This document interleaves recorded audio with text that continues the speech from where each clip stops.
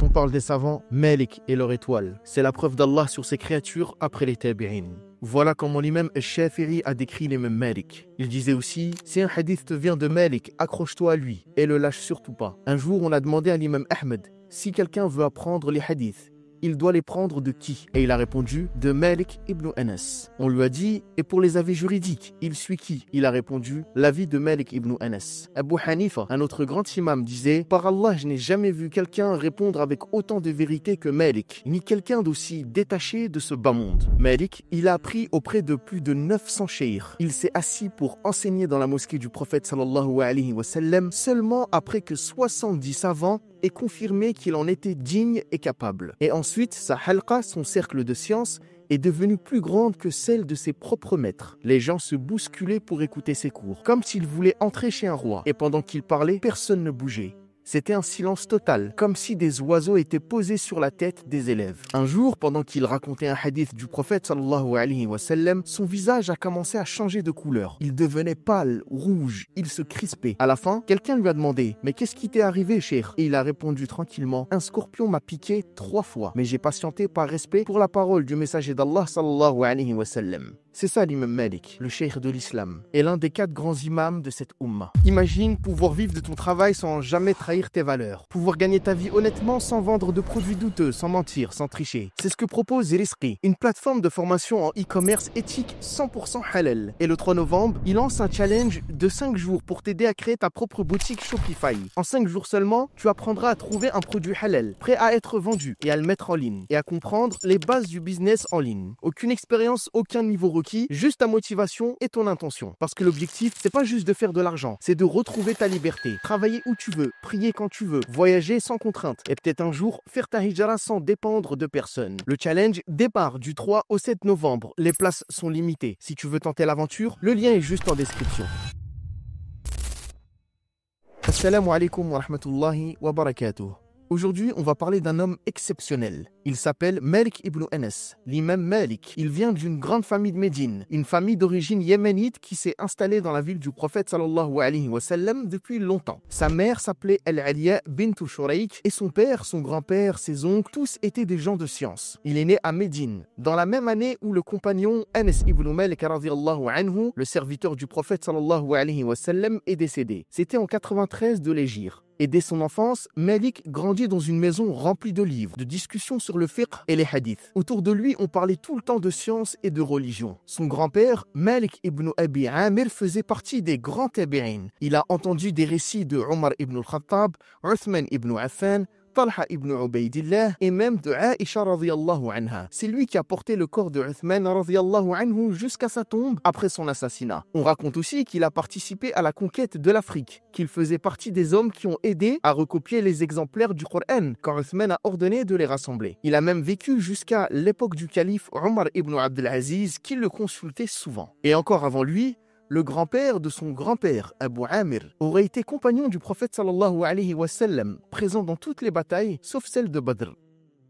Physiquement, Malik était un homme impressionnant, beau, grand, au teint clair tirant un peu vers le rose, avec des grands yeux, une barbe épaisse qui lui couvrait la poitrine. Certains disaient même qu'il avait des yeux bleus et les cheveux très clairs. Il aimait être bien habillé, pas par vanité, non. Pour lui, s'habiller avec élégance, c'était honorer la science. Il disait, la noblesse du savant, c'est de choisir un bel habit. Parce qu'un savant, on ne doit le voir qu'en tenue complète, avec un beau turban. Alors lui, il portait toujours ses plus beaux vêtements. Mais dans sa jeunesse, Malik, il n'était pas encore connu. Il aimait élever des pigeons. Et parfois, ça le distrayait un peu des études. Son frère An-Nadr, lui, était déjà plongé dans la science. Il passait son temps avec les grands savants. Tellement que les gens disaient « Voici Malik, le frère d'An-Nadr ». Mais plus tard, quand Malik s'est mis sérieusement à étudier, il s'est consacré entièrement à la science. Les rôles se sont inversés. Les gens ont commencé à dire « Voici An-Nadr, le frère de Malik ». Un jour, leur père pose une question à ses fils. An-Nadr donne la bonne réponse, mais Malik s'est trompé. Et son père lui dit alors « C'est à cause de tes pigeons qui t'ont détourné de la science ». Cette phrase, elle l'a vraiment marqué. Et Malik racontera plus tard, il dit « J'étais en colère et j'étais parti chez Ibn Hurmuz ». En gros, il est parti sortir toute sa frustration et sa colère à la consacrer dans l'étude de la science religieuse.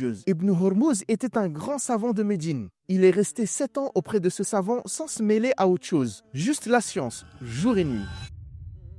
L'imam Malik viendra au jour du jugement avec des grandes récompenses s'il a été sincère. Par sa cause, la sunna a été préservée. Des milliers de gens ont appris et beaucoup se sont rapprochés d'Allah par sa science. Mais avant tout ça, il y avait quelqu'un derrière lui, sa mère. Celle qui l'a poussé, qui l'a motivé, qui a cru en lui dès le début. Une femme bénie qui a donné au monde celui qu'on appellera plus tard l'imam de Dar al-Hijra, c'est-à-dire de la cité du prophète sallallahu alayhi wa sallam, Médine. Et elle n'était pas la seule. Beaucoup de mères pieuses ont joué ce rôle. Comme la mère de Soufiane al-Thawri, elle lui disait souvent « Mon fils, consacre-toi à la science et moi je travaillerai au métier à tisser pour te soutenir. » Elle passait ses nuits à filer la laine pour payer ses études. Et Allah l'a honoré. Son fils est devenu un des plus grands imams de la sunna. Et la mère de Malik, c'était pareil. C'est elle qui l'a mis sur le chemin du ilm, du savoir. Quand il était encore petit, elle l'habillait comme un étudiant. Elle lui mettait un turban et elle lui disait « Va apprendre maintenant ». Malik disait « Ma mère me mettait un turban alors que j'étais encore un enfant et m'envoyait chez Rabi'a ibn Abd al-Rahman. Elle me disait « Va, apprends de sa manière et de son comportement avant d'apprendre de ses paroles ». C'est pour ça que le prophète sallallahu alayhi wa sallam a dit de choisir une femme pieuse. Parce qu'une femme pieuse, elle pousse son enfant vers le bien, vers la lumière, vers ce qui profite à tous. Et quand on choisit une femme pieuse, c'est pas juste pour soi, c'est peut-être elle qui donnera au monde un fils comme l'imam Malik rahimahullah.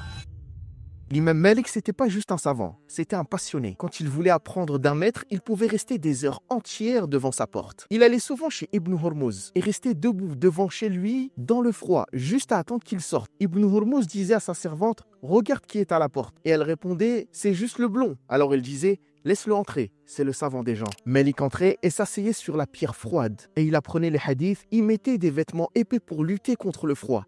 Il a fait ça pendant 7 ans, sans jamais aller voir un autre enseignant. Il disait « Je venais chez Ibn Hurmuz le matin et je sortais que le soir ». Et un jour, il a dit une phrase un peu mystérieuse. Il a dit « Je ne connais personne qui soit resté avec un homme pendant 30 ans ». Les gens ont compris qu'il parlait de lui, mais il ne voulait pas le dire ouvertement, sûrement par humilité. 30 ans à rester fidèle à un seul cheikh, à un seul maître, un seul enseignant. Franchement, qui pourrait faire ça aujourd'hui? Qui a la patience pour faire ça? Et c'est ça la vraie recherche du savoir. C'est ça le talab al-ilm, de la patience, de l'effort et de la constance. Pour lui, la science, c'était une force. Faut pas croire que c'est le fait de demander la science, de faire talab al-ilm qui va te retarder sur tes projets de vie. Les mêmes Shafi'i disaient, si tu veux la vie d'ici-bas, apprends la science. Et si tu veux l'au-delà, apprends la science aussi. Il faut savoir que tous ces profs n'étaient pas doux et faciles d'accès. Certains étaient très durs. Parmi eux, il y avait Nafi', Mawla Abdullah ibn Omar, l'affranchi d'Ibn Omar. Un homme dur, au caractère bien trempé. Il se mettait vite en colère et les élèves n'osaient presque pas lui poser des questions. Malik, lui, n'osait même pas frapper à la porte. Il restait debout, sous le soleil brûlant de Médine, jusqu'à ce que Nafi' sorte. Et sa sœur, elle avait pitié de lui. Et elle disait à leur père, Malik reste des heures dehors sous la chaleur.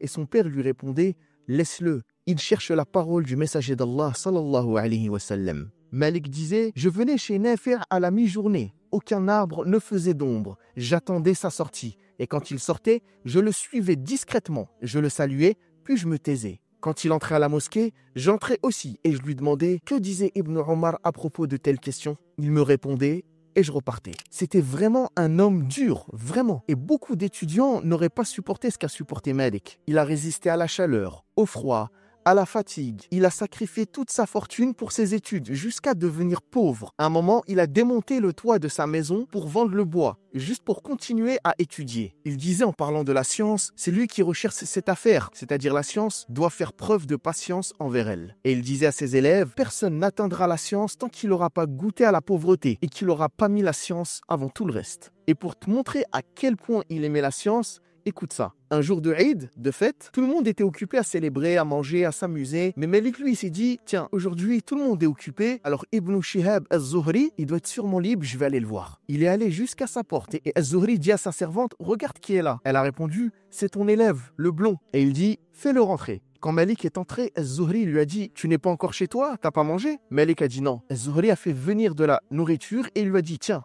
mange. Et Malik a répondu, lui a dit non, transmets-moi des hadiths. Et là, imagine, c'est le jour de fête. Tout le monde est dehors à rigoler. Et lui, il est assis, tablette à la main, en train d'apprendre les paroles du prophète sallallahu alayhi wa sallam. Az-Zuhri lui a transmis 40 hadiths. Et après lui avoir transmis ces 40 hadiths, Malik a dit, rajoute-moi, j'en veux encore. Il a répondu, non, c'est bon, apprends déjà cela. Et Malik a dit, je les ai déjà mémorisés. Az-Zuhri, choqué, lui dit, vas-y, récite-les-moi. Et Malik lui a récité les hadiths un par un. Alors Az-Zuhri lui a rendu ses tablettes et il lui a dit, lève-toi. Tu fais partie désormais de ceux qui méritent la science. Malik prenait la science uniquement des gens fiables, connus pour leur mémoire et leur sérieux. Il disait: cette science, c'est une religion, alors regardez bien de qui vous la prenez. Il respectait énormément la pratique des gens de Médine. A'mal ou ahlul Médine. Pour lui, quand les habitants de Médine faisaient quelque chose, c'était une preuve, parce que leurs maîtres étaient des tabi'in. Et les tabi'in avaient appris auprès des compagnons du prophète sallallahu alayhi wa sallam. Et ces compagnons, eux, avaient vécu directement avec le messager d'Allah sallallahu alayhi wa sallam. Donc leur pratique ne pouvait pas s'éloigner de la sienne. Et comme le temps de Malik n'était pas si éloigné, eh bien il disait, ce qu'ils font à Médine, c'est ce qu'on faisait à l'époque du prophète sallallahu alayhi wa sallam. Même si certains savants n'étaient pas d'accord avec lui sur ce point, personne ne pouvait nier que son opinion avait un point énorme. Quand l'imam Malik a terminé ses études, il a commencé à enseigner dans la mosquée du prophète sallallahu alayhi wa sallam. Mais attention, il ne s'est pas juste assis là parce qu'il en avait envie. Avant de s'installer pour enseigner, il a demandé conseil aux savants, aux gens pieux, pour savoir s'ils le jugeaient prêt. Et il disait souvent, c'est pas parce qu'un homme veut enseigner qu'il doit le faire. Il doit d'abord consulter les gens de vertu. Et s'il te trouve digne de ça, alors seulement il s'assoit. Et il ajoutait, moi je me suis pas assis avant que 70 savants n'attestent que j'étais apte. Certains disent qu'il avait 17 ans quand il a commencé à enseigner. D'autres disent 21. Wallahu a'lam. Et ce qui est fou, c'est que son cercle de science est vite devenu plus grand que celui de ses propres maîtres, ses propres chouyours, alors qu'ils étaient encore en vie. Les gens se pressaient à sa porte, comme on se presse à la porte d'un roi ou d'un gouverneur. Mais ce qui est encore plus surprenant, c'est que l'imam Malik n'a jamais voyagé pour rechercher la science. Il a toujours appris à Médine, dans la ville du prophète sallallahu alayhi wa sallam, en profitant des grands savants qui y vivaient et de ceux qui passaient en visite. Il faut savoir qu'à cette époque, Médine était une ville où beaucoup de savants du monde entier venaient visiter. Et à ce moment, l'imam Malik profitait pour prendre d'eux de la science. Il racontait, un jour, Az-Zuhri est venu à Médine. J'y suis allé avec mon maître Rabi'a. Et Rabi'a, c'est le shir de l'imam Malik. Il nous a rapporté un peu plus de 40 hadiths. Le lendemain, on est retourné le voir pour en apprendre d'autres. Mais Az-Zuhri leur a dit, apportez un livre, une tablette pour écrire. Vous venez juste écouter sans noter. Vous avez au moins retenu ce que je vous ai dit hier? Et là, Rabi'a lui répond et lui dit, oui, il y a quelqu'un parmi nous qui peut te redire, mot pour mot, ce que tu as dit hier. Az-Zuhri lui a demandé, et qui donc? Et il a répondu, Ibn Amir, c'est-à-dire l'imam Malik. Alors Az-Zuhri s'est tourné vers lui et lui a dit, allez, récite-moi les hadiths. Et l'imam Malik lui a récité les 40 hadiths par cœur. Quand il a fini, Az-Zuhri a dit, par Allah, je ne pensais pas qu'il restait quelqu'un sur terre capable de tout mémoriser comme ça. Et c'est pour ça que l'imam Al-Dhahabi dira plus tard, après les tabi'in, aucun savant à Médine n'a égalé Malik en science, en fiqh, en dignité et en mémoire. Et même l'imam Ahmed ibn Hanbal, quand il parlait de Malik, il le plaçait au-dessus des grands noms, comme Al-Awza'i, Al-Thawri ou Al-Layth. Il disait, Malik est un imam à la fois dans le hadith et dans le fiqh. Malik a appris auprès de beaucoup de savants, surtout les savants de Médine.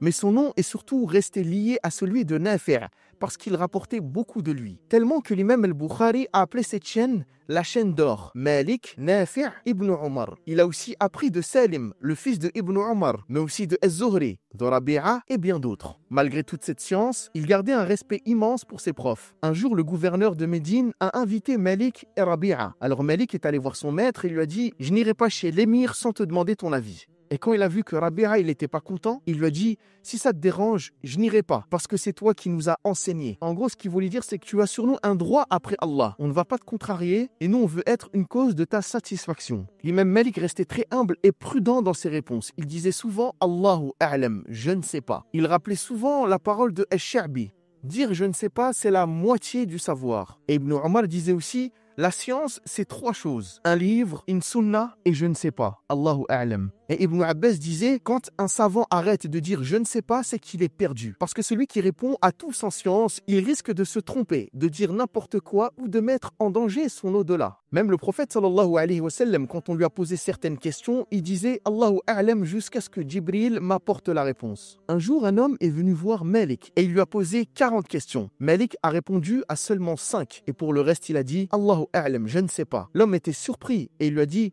je suis venu de loin et tu me dis je ne sais pas. Et Malik il lui a répondu calmement, il lui a dit oui. Et la personne elle lui a dit et qu'est-ce que je vais dire moi aux gens? Dis-leur, j'ai demandé à Malik et il m'a dit je ne sais pas. L'imam Malik, il a eu énormément d'élèves. Les gens venaient de partout juste pour l'écouter. De Médine bien sûr, mais aussi du Chem, de l'Irak et même du Maghreb et de l'Andalousie. Son cercle de sciences, c'était pas une simple classe, c'était une ambiance de respect, de silence, de concentration, pas de cris, pas de débats inutiles. Les gens écoutaient dans un calme total, comme si des oiseaux étaient posés sur leur tête. Le prophète sallallahu alayhi wa sallam avait prédit ça en disant « Il viendra un temps où les gens frapperont les flancs de leurs chameaux, c'est-à-dire qu'ils voyageront de très loin juste pour rechercher la science. Alors ils trouveront personne de plus savant que le savant de Médine. » Et quand on a demandé à Ibn Uyayna qui est ce savant de Médine dont parle le prophète, il a répondu « C'est Malik ibn Anas. » Et parmi ses élèves, il y avait des géants. Le plus célèbre d'entre eux, c'est l'imam al-Shafi'i rahimahullah, qui a étudié le Muwatta auprès de lui et l'a mémorisé entièrement. Mais il y en avait plein d'autres. Abdullah ibn Wahb, Yahya ibn Yahya al-Laythi, Yahya ibn Yahya al-Naysaburi, Abdullah ibn al-Mubarak, Sufyan ibn Uyayna, Sufyan al-Thawri. Et la liste continue encore et encore. Elle est très longue. Et ce qui est fou, c'est que même certains de ses propres maîtres de ses chouyours ont fini par rapporter de lui. Oui, t'as bien entendu. Des savants comme Az-Zuhri ou Yahya ibn Sa'id al-Ansari, qui étaient plus âgés que lui, ont transmis de lui des hadiths, c'est-à-dire à quel point il avait de la science. Et ses élèves, eux, parlaient de lui avec une admiration incroyable. Et Shafi'i disait, quand on parle des savants, Malik est leur étoile. C'est la preuve d'Allah sur ses créatures après les tabi'in. Il disait aussi, personne ne m'a autant influencé que Malik. En gros, j'ai jamais autant appris de quelqu'un d'autre que de lui. Et Sufyan ibn Uyayna, il disait, Malik est le savant du Hijaz et il est la preuve de son époque. L'imam Malik, c'était pas seulement un grand savant, c'était un homme qui dégageait une prestance incroyable, une aura, tellement que même l'émir de Médine le craignait, et parfois même le calife. Quand quelqu'un entrait dans son assemblée et disait « Assalamu alaykum », personne ne lui répondait fort, juste à voix basse, et on lui faisait signe de ne pas parler. L'homme trouvait ça bizarre au début, mais dès qu'il croisait le regard de Malik et qu'il voyait son calme, sa prestance, cette lumière sur son visage, tout changeait. Il ressentait la même prestance que les autres, et il s'asseyait sans un mot, comme s'il avait peur de déranger. Un de ses élèves, Saïd ibn Abi Maryam, disait « Je n'ai jamais vu quelqu'un imposer autant le respect que Malik. Sa prestance inspire plus d'aura que celle d'un roi. » Et un jour, il était assis avec le calife Abu Ja'far al-Mansour quand un enfant entrait et sortait sans arrêt de la pièce. Il faisait des allers-retours. Le calife, il a souri et il lui a dit « Tu sais qui c'est ?» Malik a répondu « Non, au commandeur des croyants. » Et le calife lui a dit « C'est mon fils. Il n'arrête pas d'aller et venir parce que ta prestance l'impressionne. » Même l'imam Ahmed ibn Hanbal disait « Malik était tellement respecté que les gens n'osaient même pas lui répondre. Ce respect-là, il ne venait pas d'un trône ni d'un titre. C'était la crainte naturelle qu'Allah met dans les cœurs, celle qui vient de la science, de la piété et de la sincérité. Et cette aura, Allah il la donne à qui il veut. Ce qui rendait Malik encore plus impressionnant, c'était son raffinement. Son élève,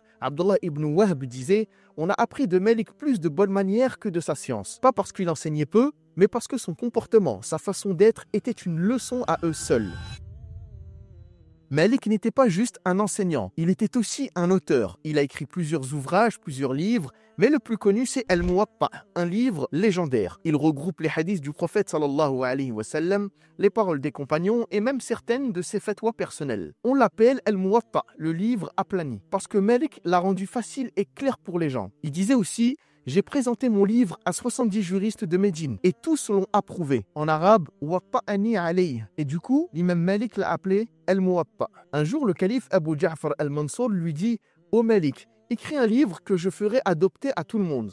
T'es le plus savant de notre époque. » Malik a répondu avec humilité « Non, ô Amir al-Mu'minin, ô commandeur des croyants, je suis pas le plus savant. » Mais le calife, il a insisté « Si tu l'es, tu caches juste ton savoir. » Alors Malik a accepté. Il a écrit Al-Muwatta. Quand il a fini de l'écrire, le calife il lui dit « Je veux rendre ce livre obligatoire pour tous les musulmans. » Mais Malik refuse et lui dit « Je trouve pas ça juste. Les compagnons du prophète sallallahu alayhi wa sallam se sont dispersés dans le monde et chacun a transmis selon ce qu'il savait. Ils n'ont jamais voulu imposer un seul avis à tout le monde. Et puis peut-être qu'il existe encore des hadiths que je ne connais pas. » Quelle humilité, subhanallah. Et d'ailleurs, Al-Muwatta est unique. C'est le seul livre connu où certaines chaînes de transmission sont doubles, c'est-à-dire qu'il n'y a que deux narrateurs, deux personnes entre l'imam Malik et le prophète sallallahu alayhi wa sallam. Par exemple, il y a Malik, puis ensuite Nafi', ensuite Ibn Omar et le prophète. Et entre le prophète et Malik, il y a Nafi' et Ibn Omar, les deux. Ou encore Mujahid et Ibn Abbas, ensuite le prophète. Et ce livre, c'est pas n'importe quoi. C'est le plus ancien ouvrage complet encore conservé de cette époque. Et en termes de fiabilité, c'est le plus solide qu'on ait. L'imam Shafi'i disait, après le livre d'Allah, il n'y a pas de livre plus authentique que le Muwatta de Malik. Et quand on a demandé à Ahmed ibn Hanbal ce qu'il pensait,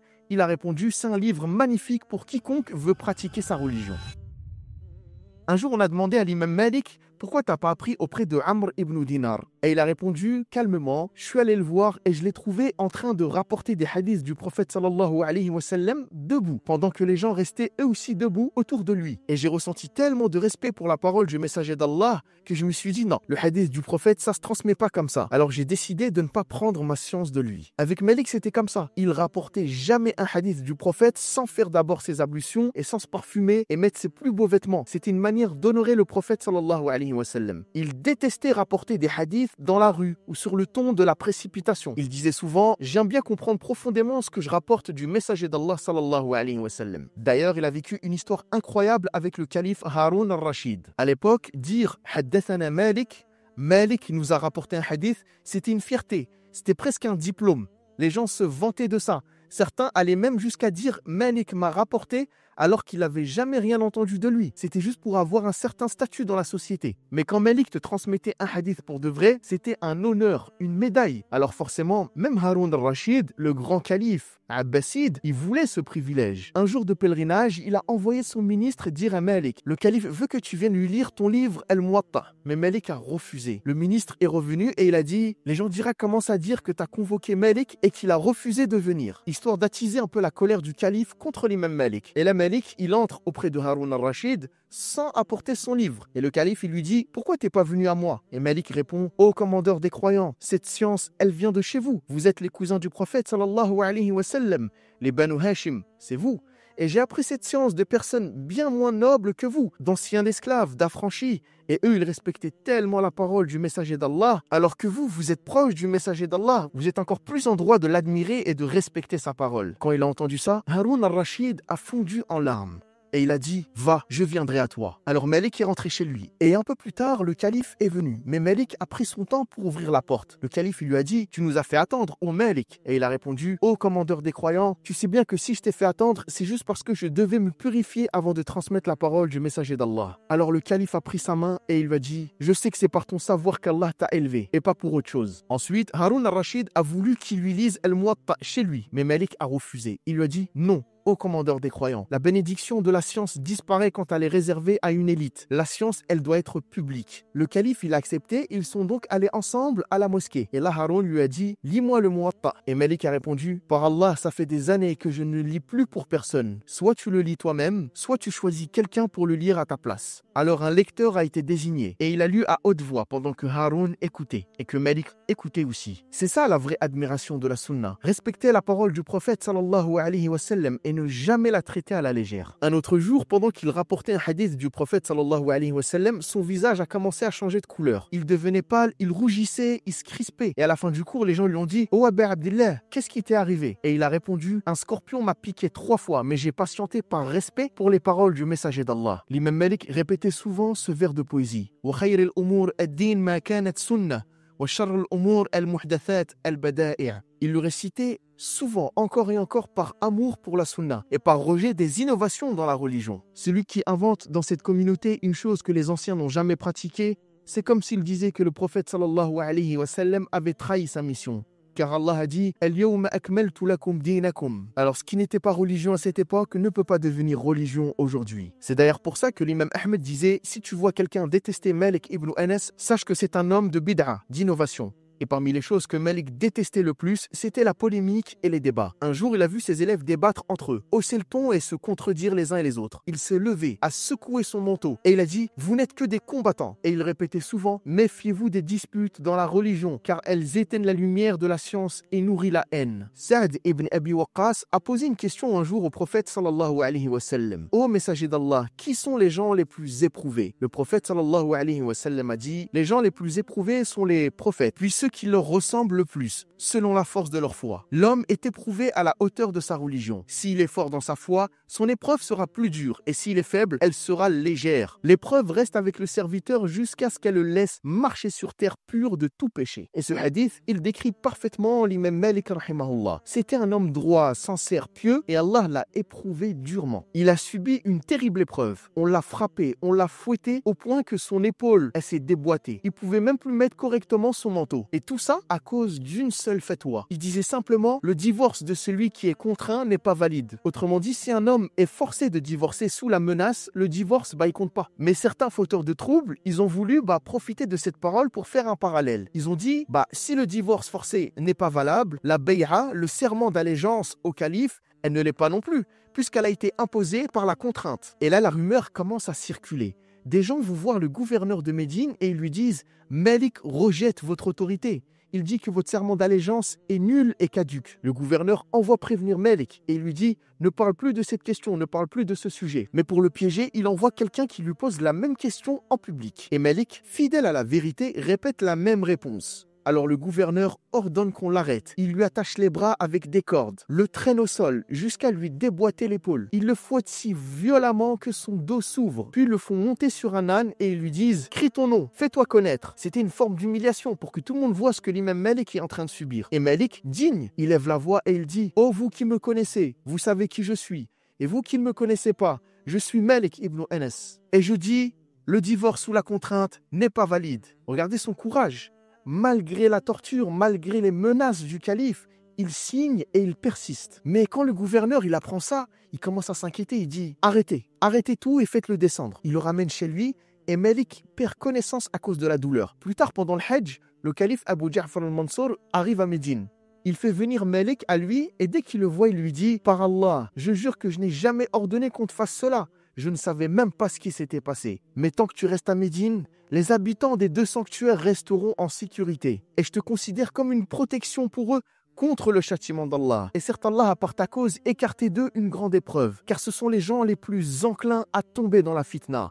Et par Allah, j'ai ensuite reçu l'ordre qu'il soit amené, c'est-à-dire son bourreau, celui qui l'a torturé, de Médine jusqu'en Irak. Cette affaire te pèse, mais j'ai ordonné qu'on rende sa captivité plus stricte, qu'on pousse son épreuve à son extrême. Je dois lui faire subir un châtiment bien plus sévère de ce que tu as enduré de sa part. Et Malik, avec toute sa sagesse et son calme, il répond, il dit « Je lui ai pardonné par respect pour sa parenté avec le messager d'Allah. Et pour la tienne aussi, ô commandeur des croyants. » Alors le calife il dit « Et qu'Allah te pardonne. » Ya Aba Abdillah. L'imam Malik continue d'enseigner dans la mosquée du prophète sallallahu alayhi wa sallam. Il prie avec les gens, assiste au vendredi, règle les affaires, accompagne les cortèges funéraires, mais un jour, il tombe malade. Une maladie dont il ne parle à personne. À cause de ça, il arrête de s'asseoir pour enseigner. Il vient juste prier, puis il rentre chez lui. Les jours passent et peu à peu, il cesse de venir pour la prière en groupe et même pour la prière du vendredi. Et les gens commencent à s'interroger et à avoir même des mauvaises pensées sur lui. Comment ça? Malik, l'imam de Médine qui délaisse la mosquée du messager d'Allah. Pour eux, c'est impensable. Certains se mettent à parler, à douter, et quand on lui pose la question, il répond seulement « J'ai mes excuses, mais toutes les excuses ne doivent pas être dites. » Et c'est vrai,